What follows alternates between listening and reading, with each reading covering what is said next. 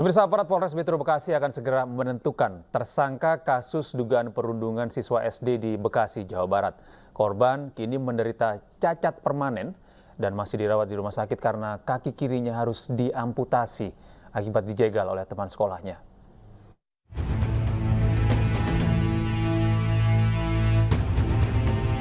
Kasus dugaan perundungan atau bullying yang menimpa korban berinisial F siswa Sekolah Dasar Negeri Jatimulya 09 Kabupaten Bekasi, Jawa Barat masuk ke tahap penyidikan kepolisian. Peristiwa dugaan perundungan terjadi pada Februari 2023. Dari keterangan pihak sekolah dan polisi, pada saat itu korban hendak membeli makanan di kantin sekolah. Tiba-tiba terduga pelaku menjegal kaki korban hingga korban terjatuh. Akibatnya kaki korban mengalami cedera dan infeksi hingga akhirnya semakin memburuk dan korban pun harus diamputasi. Kuasa hukum korban menyebut telah membuat laporan ke polisi sejak bulan April. Kini aparat Polres Metro Bekasi telah menaikkan status dari tahap penyelidikan ke penyidikan dan akan segera menentukan tersangka kasus ini. Kuasa hukum korban juga meminta adanya penambahan pasal pidana karena korban telah mengalami cacat permanen.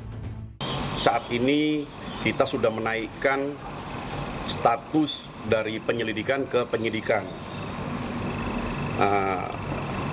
Dapat diketahui oleh rekan-rekan semua bahwa setelah naik ke penyidikan tentunya akan kita temukan siapa tersangka daripada perkara tersebut.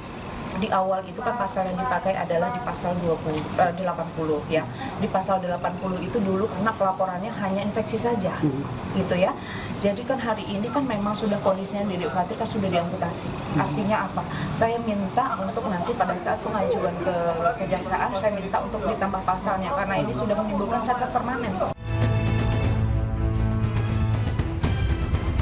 Sebelumnya pihak SD Negeri 09 Swadaya Jatimulya menyebut peristiwa yang menimpa F bukanlah aksi perundungan, melainkan terjadi saat korban dan terduga pelaku sedang bermain.